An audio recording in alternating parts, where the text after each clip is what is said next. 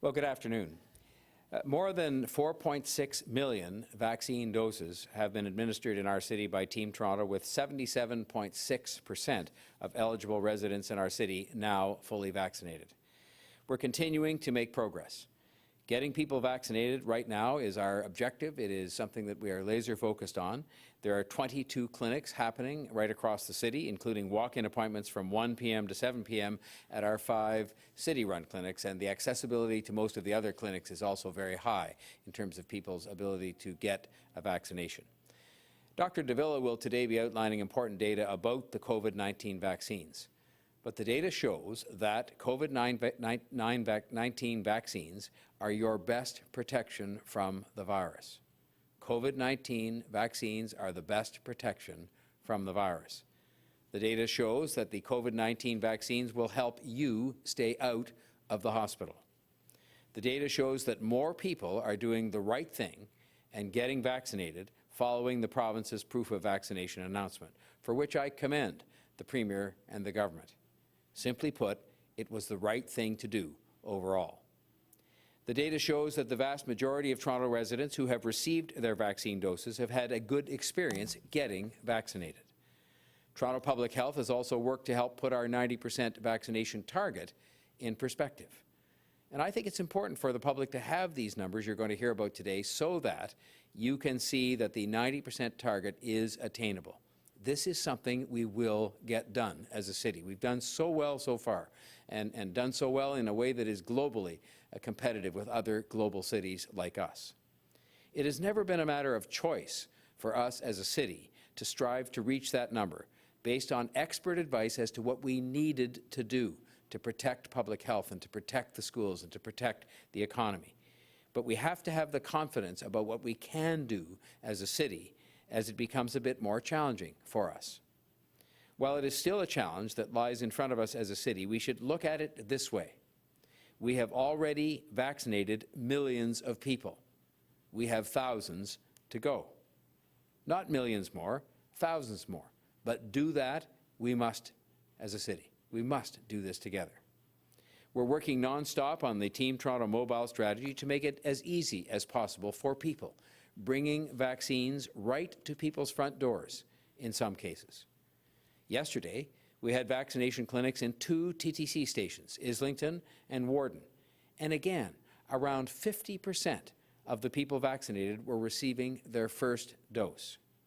We continue to see the steady success of these clinics when it comes to reaching those who haven't yet been vaccinated. Dr. de Villa and I have seen it. People who presented with the opportunity as they just walk by, stop in and get vaccinated. We will be announcing more clinic locations right in TTC stations in the coming days.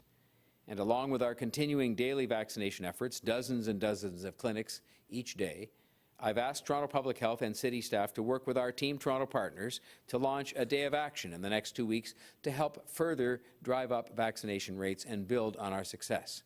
We have to create an even greater awareness of the challenge that does continue to lie before us and the importance of meeting that challenge, as we will.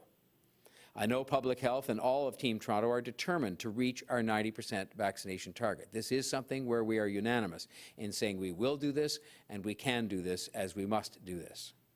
We are laser focused on reaching this goal so that we can protect the great progress that we have made because of the global leading numbers that we've put on the board already in terms of getting people to get vaccinated.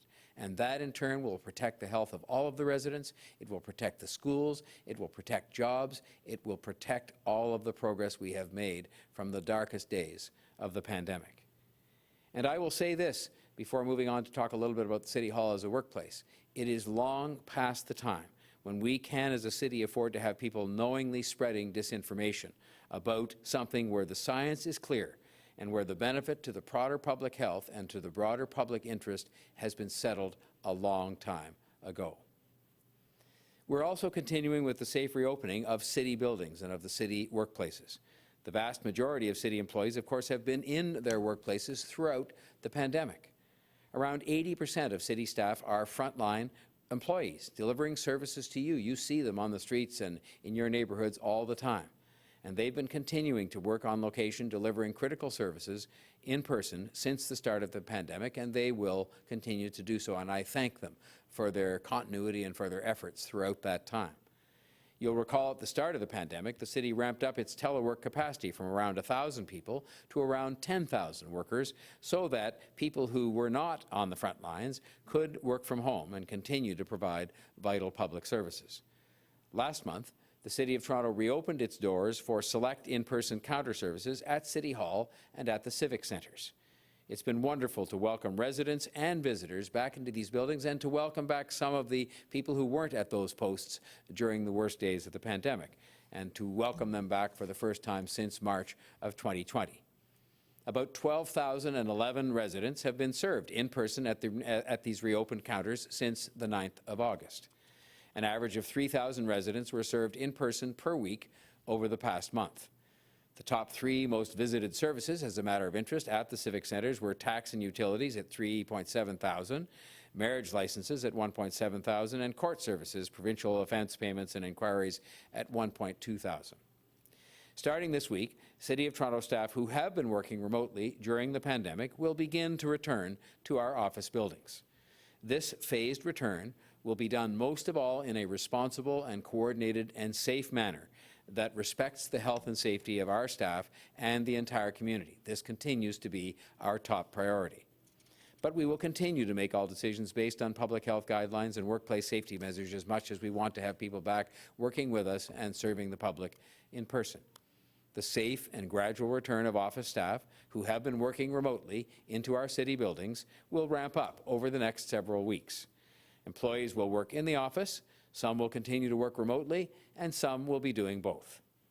Building, elevator, and floor capacity limits, in addition to staggered and spaced workstations, will be in place to ensure the health and safety of all of the city's employees, as well as continued use of masks, daily screening checks, and increased sanitation and cleaning protocols. The safe return of our office staff to City Hall and other offices signals another important part of our city's recovery.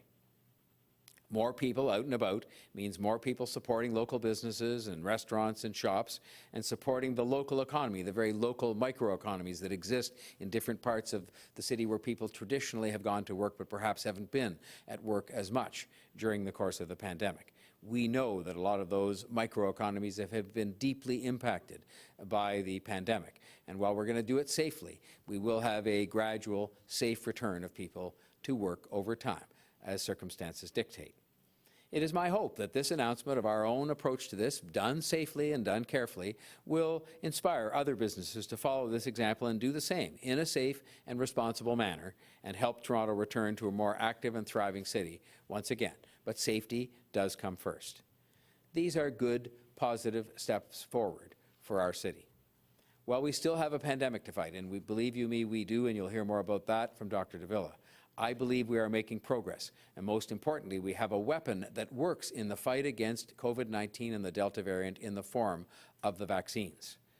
Our progress so far is, yes, thanks to a good effort that we have made as a city, administering with our health partners the delivery of these vaccines, but the thanks really belongs to the millions of people who have gone and got themselves vaccinated.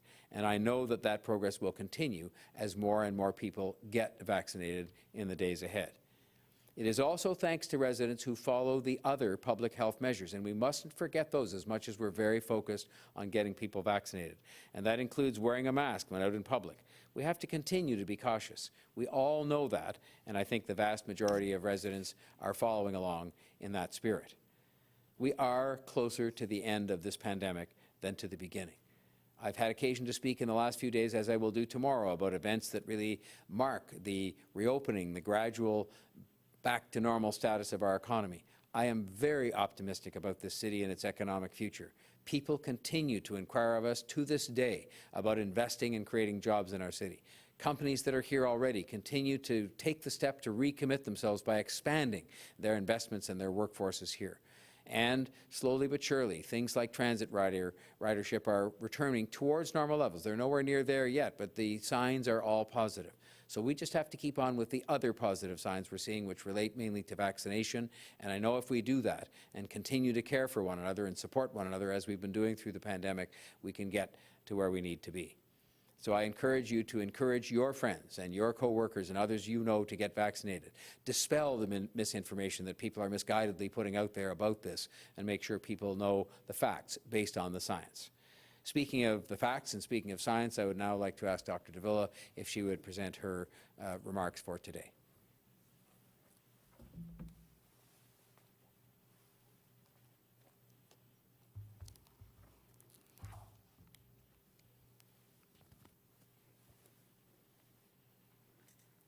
Thank you, Mr. Mayor, and good afternoon. Last Friday, Dr. Theresa Tam, Canada's Chief Public Health Officer, said that without more vaccinations and reduced contact between Canadians, cases could rise to 15,000 a day in October. That is a stark statement that echoed what was forecast by the COVID-19 Science Advisory Table 2 days prior. I agree that more vaccinations and reduced contact must happen, and happen now. Fortunately, both are directly under the control of each and every one of us. Where we are today feels frustratingly familiar. Some of what I tell you today will sound familiar as well. I've said it before. I say it because it works, and because we have seen it work. We have a lot more flexibility in our lives, which we need to work to preserve. School is resuming with a significant number of young students unvaccinated at this point. The best way to preserve the flexibility in life that we have, and to protect that large number of little people who can't yet be vaccinated, is to drive up vaccination levels and adjust our contact with each other. Another reason, on an individual level, is that vaccination continues to be the best protection against ending up in hospital because of COVID-19. Toronto Public Health data indicates that case rates amongst unvaccinated individuals are approximately 7 times higher than amongst those fully vaccinated. On top of this, based on currently available information, the vast majority of those who are in ICU, more than 90%, are not fully vaccinated. In order for Toronto to get to 90% full vaccination coverage, that's 2 doses, approximately 336,000 more people need to complete vaccination. Some are halfway there. At present, of those who are in between dose 1 and dose 2, there are about 164,000 Toronto residents who are eligible for their second dose. We've also seen an 18% increase in first dose vaccinations administered to Toronto residents since August 31st. In fact, first doses administered on September 2nd and September 3rd were the highest we've seen in Toronto since July. This may have been a result of people getting vaccinated in anticipation of a return to the office, or the province's announcement on proof of vaccination requirements to engage in different activities. Through mid-August, we surveyed Torontonians to find out what they were thinking about vaccines. In terms of closing the gap between where we are with vaccinations and where we want to get to, and considering the important questions around barriers due to hesitancy, we found some encouraging responses. We're seeing a decrease in vaccine hesitancy in Toronto residents since we surveyed them last March. About 1 in 6 residents, or 14%, can be considered as vaccine hesitant, which includes 6% who said they will definitely not receive a COVID-19 vaccine, and 8% who said that they are unsure if they will in the future. Overall, though, we've seen a 7% decrease in hesitancy since residents were last surveyed in March 2021.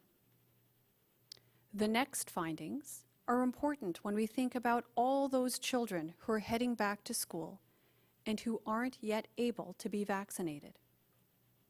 The vaccines are safe, proven, and highly effective. In short, they work.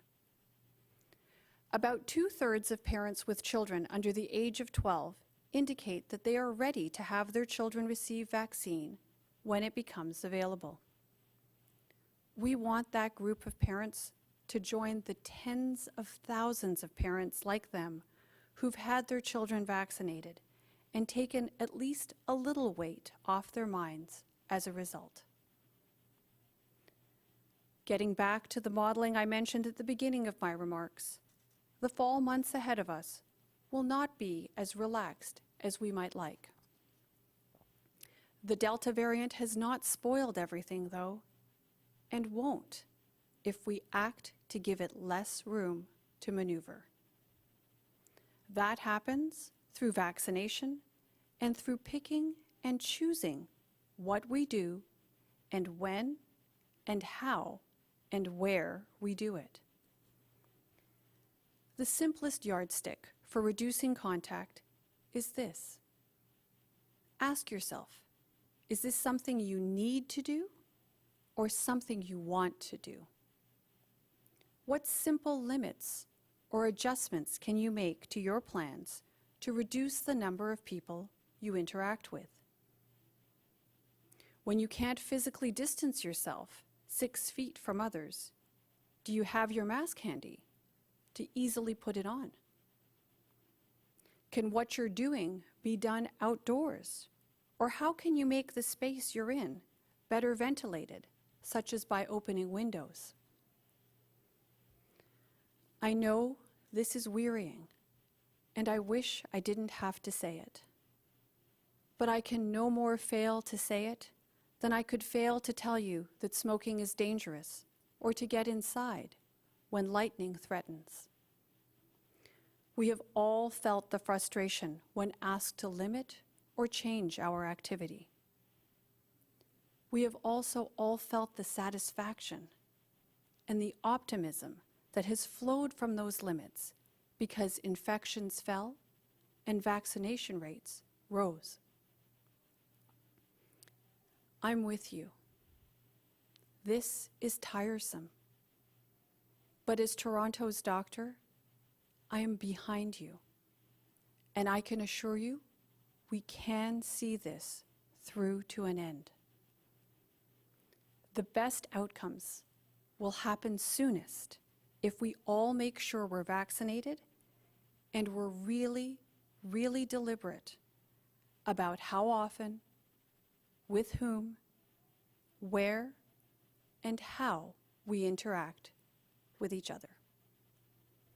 I'll now turn it over to Lavin for questions. Thank you, Dr. de Villa and Mayor Tory. We will now open the floor to questions. As a reminder, it's one question, one follow-up, and when we do call your name, we will unmute you. So first up, we have Mark Douglas from 680 News. Go ahead, Mark. Thanks, Lavin. Question for Dr. de Villa first. Has the fourth wave in the presence of the, and I think I'm summing you up here, but you tell me, has the fourth wave in the presence of the Delta variant delayed Toronto exiting from all the safety protocols, like the masking, like the physical distancing, or were we not really ever close to that time anyway? You know, Mark, I think that's a reasonable way to summarize things. I don't know that I would talk about a delay. I would talk, as I have throughout the entire pandemic, about adjusting actions in accordance with what we see, both in terms of the data and what we're actually seeing on the ground in terms of real life. We continue to see cases, we continue to see some degree of hospitalization, and on the plus side, we're continuing to see vaccination rates go up and up. So as you heard the mayor say, I think we are closer to the end than we are to the beginning. It is just that we need the continued efforts of all of us together as a community. We do have everything we need to control this within our power. More vaccinations, continuing vigilance around public health measures, and I'm sure we'll get to the end of the pandemic sooner rather than later. Thank you. And a question for Mayor Tory. You mentioned earlier that you feel it's past time for disinformation. Can you and City Hall do anything, or are you willing to do anything in sort of a civil ethics kind of way to prevent or block or limit anti-vaccination rallies and marches or demonstrations, the kind that we've seen in Toronto so many times before? Is there anything that you guys can do to sort of cut that down, to prevent that disinformation that you don't want anymore? I think our options in this regard are limited because the enforcement of the law and that drawing of the line between peaceful protest and outrageous misconduct really rests with the police and with bylaw enforcement officers, and in neither case do we direct those people as to what they should do or how they should do that very difficult job. So what I have done is made my own views known to the police chief, just in the context of saying, I hope you'll keep a close eye on that in the context of making sure that we don't allow these people to get carried away with and, frankly, exercise a kind of form of tyranny over people who are just trying to go about their business in a perfectly legal manner and people who are just trying to enjoy themselves having dinner or doing other things in a perfectly legal and proper manner. And I just think that it's also time we started to call out people who spread, deliberate and in some cases outrageous misinformation about vaccines and about, stories they draw off the internet or somewhere that have no basis in fact whatsoever, and just really engage in that business of confident reassurance, comforting information for people based on the expert evidence we have available to us, not just from our own medical officer of health, who's excellent, but from all around the world.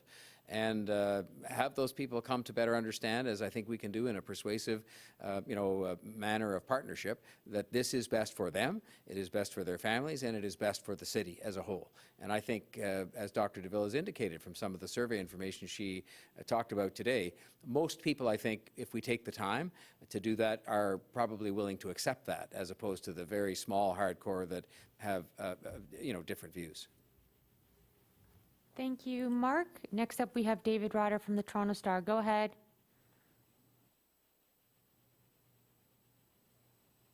David? Dr. de Villa, if you want. Oh, Hi. you'll just need to start from the beginning. Sorry. Okay, pardon me. First question for Mayor Tory, and I guess if Dr. de Villa wants to say anything, I'm just hoping you can comment on the TTC union continuing to oppose and telling their members that they, shouldn't go along with or shouldn't just accept the vaccine mandates that are being imposed on them.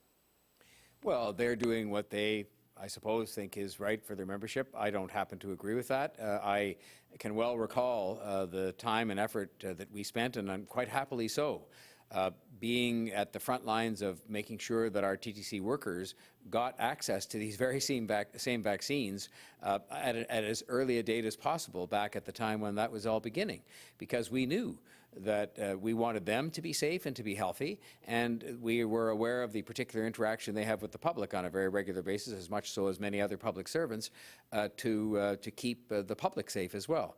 And so I just hope that individual TTC members, there's often a difference between what members of a union will think versus what their leaders say, and I just hope that individual TTC members are very dedicated, devoted operators who've worked so hard for us throughout the pandemic, will make their own judgment about what is in their own best interests in terms of health, what is in the best interests of the public they serve, and what is in the best interest of the city to make it healthy and make sure we can stay open and have the city come back to a more normal state of affairs.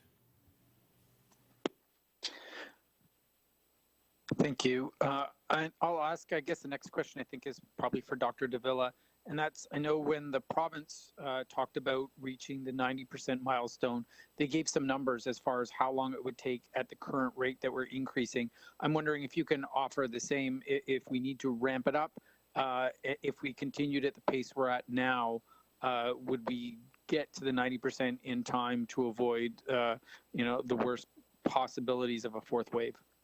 Well, David, I wish I had a better crystal ball than the one I actually do have, but I will say this. As I mentioned today in the remarks, to get to 90% fully vaccinated here in Toronto, we need another 336,000 more people to get vaccinated. And we've actually seen those numbers consistently come down with the vaccination efforts out there. I think that we need to remind ourselves that this recent vaccination campaign, the COVID-19 vaccination campaign, is the largest vaccine campaign ever undertaken in the history of this city. I continue to be amazed by the number of vaccines that have been given in a relatively short period of time. We are almost there. You heard the mayor say millions of people have gotten vaccinated. We have thousands to go. And, I'm convinced that we will get there sooner rather than later. We just need people to continue to come out, to make sure that they're getting themselves informed and being informed by the science. We have healthcare partners, along with those of us at Toronto Public Health, working very, very hard to make sure that these vaccines are available. And the more we are able to drive vaccination coverage up, the better off we will be in respect of the current fourth wave. Thanks, David. Next up, we have Matt Bingley from Global. Go ahead, Matt. Hi to both Dr. de Villa and to Mayor Tory. Earlier today, Dr. Lowe from Peel Region was suggesting that in order to reduce contacts, he was actually suggesting that people work from home longer, and especially if they're able to. Today, Mayor Tory was mentioning the fact that more workers are coming back to city buildings, and he's hoping that that will lead to more businesses doing the same. And I'm just wondering why there is such a difference in approaches there, and why you are not calling for something similar for the work from home crowd. So why don't I start off, and then I'll turn it over to the mayor. So you heard me mention today in my remarks that, as far as I'm concerned, what's needed at this point is a combination of two different things. One is to make sure that we're driving vaccination rates up as quickly as possible and as high as we can get them.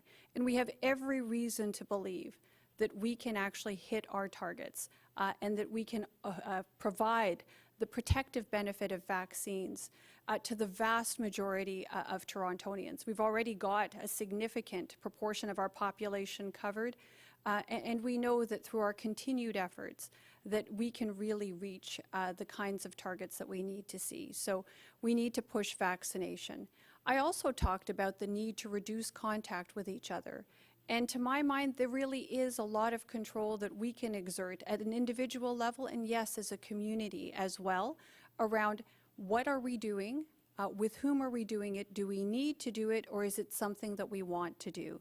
So I think you're hearing quite a consistent message, and I'm sure it's the kind of message you'll hear from medical officers of health across the entire province, that it is the combination of vaccination efforts and adjusting our actions and interactions with each other so as to minimize the potential for transmission that will be what sees us through and what puts us in the best stead as we deal with this fourth wave of COVID-19.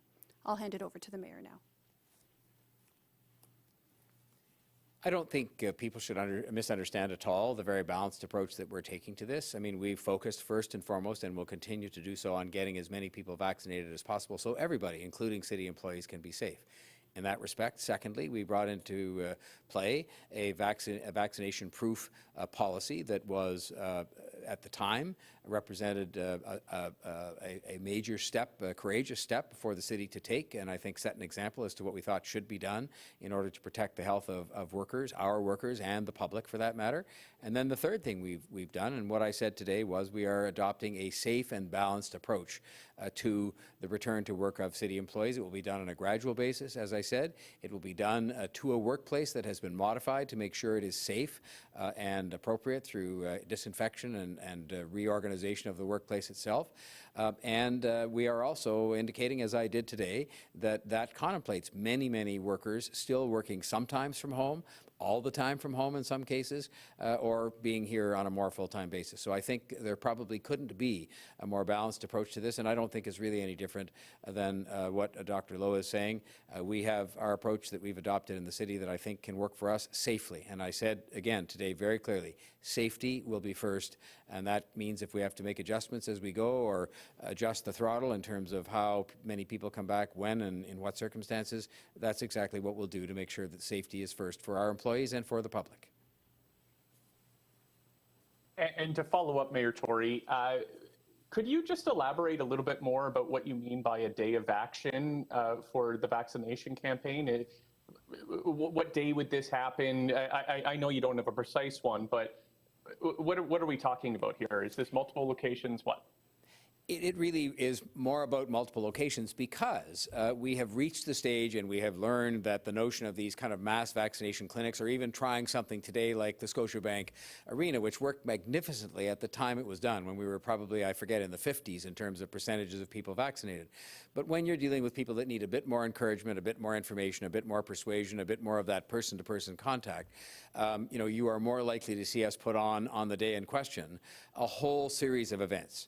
So we'll have events in multiple locations. Maybe we'll have them in quite a few subway stations on one day. Maybe we'll have it in malls or schools, or have those buses all out, doing the kinds of things that they're doing, but on a very targeted community by community, building by building, street by street basis. But it'll be a day on which we try and concentrate that action to really raise awareness, but also to get as much done in a day as we can. So it's that kind of concept, which is just a different way of getting this done and drawing attention, given that we're down to the millions done, but thousands to go, but the thousands are in very precise locations in need of perhaps a little extra work on our part to get it done. Thanks, Matt. Next up, we have Scott Lightfoot from CTV. Go ahead. Thanks, Lavin. Question for the mayor. I was talking with dozens of people who live along the Esplanade today, and they really feel the city is not listening to their concerns about the impacts that the temporary homeless shelter in the Novotel is having on their street. They say they no longer feel safe on the street. They've been harassed, threatened, assaulted. They say they have to walk through garbage, human waste, drug paraphernalia. And they say they've reached out to the organization that's running it, to the local councillor, and to your office on multiple times. And according to them, absolutely nothing has been done.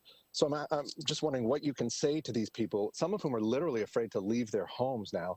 And what can the city do for residents who've had these emergency shelters sort of dropped in their neighborhood with little to no consultation? Well, people in public service, including myself, have two very distinct obligations that we have to fulfill at one and the same time, and sometimes it can be challenging. Those two obligations being, of course, to make sure that we care for the most vulnerable people in our city during an emergency pandemic circumstance, and at the same time to maintain the stability of neighborhoods for people who live and work in those very same areas. And what we have done is we have cared for the most vulnerable people right across the city, and I thank the people who live in those neighborhoods for the fact that they have accepted and welcomed the fact that we needed to take care of those people in a different way because of the effects of the pandemic and some of the health requirements. I have been very engaged personally in dealing with some of the particular neighborhood challenges that we have faced. I will take it upon myself to review all of the input that has come to my office, but also, more importantly, to have a conversation with some of the representatives of that community to understand those concerns better, because I find when I do that, it puts me in a better position to reach out to whether it's the housing people, the agencies who do a great job for us helping to run these facilities, the police where they need to be involved, the bylaw people, and assorted others. So I will undertake to do that for that particular shelter, but I can't in any way abandon my responsibility as mayor to make sure that the people who are most vulnerable, most in need of care, extra care at this time, especially in our city, are cared for. But we have to try to do it in a way that is obviously maintaining at the same time the stability of neighborhoods. So I will take a look at that and see what I can do to be helpful. And just to follow up on that, so the city's lease on this hotel is December 31st. I'm not sure the end date on the other temporary shelters, but the neighbors are hearing that this lease may now be extended into next year. It does seem unlikely that the city would toss these people out in the middle of winter. Can you confirm whether or not the city is looking at extending these temporary shelters? And what exactly is the city's short-term plan? I mean, I know housing is a long-term plan, but what's the short-term plan for the people in these shelters, be it December of this year or April of next year, when the city has to shut them down? Well, obviously, you've put your finger on the real challenge, close a given shelter. And let's remember, a lot of these shelters in hotels were created because of the requirement that we have physical distancing as distinct from how people were accommodated in the shelters previous to the pandemic. And so what we're doing is we are focusing our efforts hugely on getting as much supportive housing actually built. One of the reasons we have been so embracing of the rapid housing initiative brought forward by the federal government is it actually has allowed us to already have hundreds of supportive housing units, which are units that can be represent housing for some of the very same people in place. That there are people living in some of these developments now that we started to build 6 or 8 months ago. And so we're moving ahead with that and as much housing as we possibly can. We have a very ambitious target for this year, which I am confident we will meet. We are reviewing all of these leases on a case-by-case basis because winter is coming and we have to make sure that as the weather deteriorates that we have adequate accommodation available for the people who need to have shelter from us. So I can just say to you that there is no hard and fast rule about leases being extended or not. We're dealing with this on an overall planned basis for the entire city, right across the city geographically. But again, we are very focused on fulfilling the two responsibilities we have: to look after the people who are most vulnerable, who are experiencing homelessness. They're not breaking laws and they're not committing any, bad deeds. They are people who happen to be homeless and they're experiencing homelessness, and we have to look after them. But at the same time, we have to make sure that to the best extent we can, we do that in a way that provides them with supports and make sure that the neighborhoods in which they are provided with shelter by us are able to maintain a stable existence. And we'll continue to do that. Thank you, Scott. And last, we have Samantha Beatty from CBC. Go ahead, Samantha. This question's for the mayor. It's about active TO. I was wondering what you want to see happen with active TO after this fall for next year, including road closures on weekends and the temporary on-street bike lanes. Do you want to see this continue next year, or what's the plan?